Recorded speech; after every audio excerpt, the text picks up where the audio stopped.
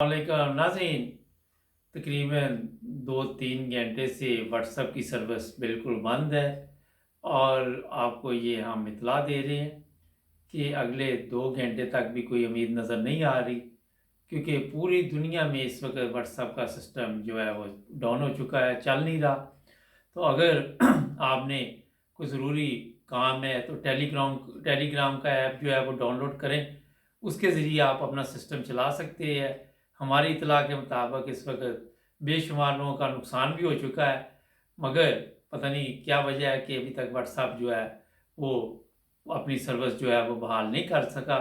कुछ खबरें हमारे पास हैं, मगर अभी हम उसकी तस्दीक कर रहे हैं कि मसला क्या हुआ है।